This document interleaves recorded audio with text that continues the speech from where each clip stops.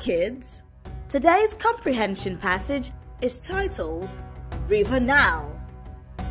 After this class, you should be able to read and understand the passage and give a summary of the passage. Let's get started on today's lesson.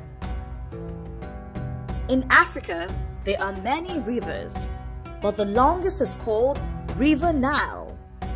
It is located primarily in Egypt, but it runs across 11 countries and is as long as 6.6 kilometers.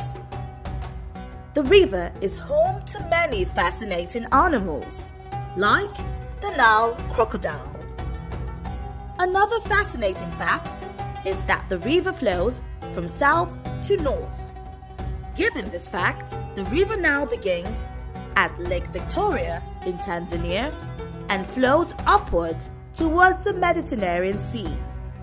The River Nile is made up of two rivers, the Blue Nile and the White Nile. Ancient Egyptians paid respect to the river every year. Around August, ancient Egyptians would celebrate the flooding of the Nile. The water would rise as high as 3 feet and would make the land in Egypt very good for farming. Egyptians believed the flood was caused by the tears of the goddess, and they would measure the height of the annual flood with a millimeter. The River Nile is very important to Egypt because more than 90% of the country is considered a desert area.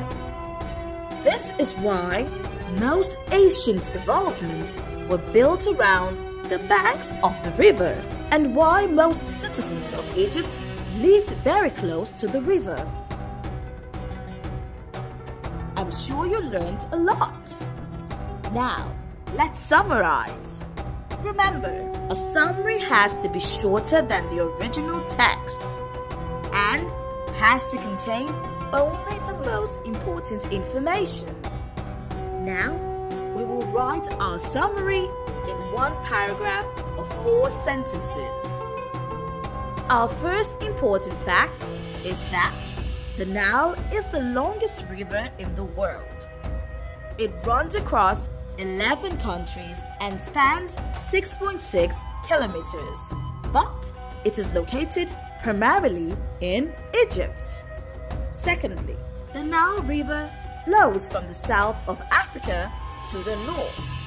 That is, from Lake Victoria in Tanzania towards the Mediterranean Sea. Thirdly, most ancient developments as well as civilization are located around the banks of the river because more than 90% of the country is considered a desert area. If we put all these points together, we get our summary. We have now come to the end of the lesson. And today, we read and understood the passage and we wrote a summary of the passage. It's assessment time! See you next lesson!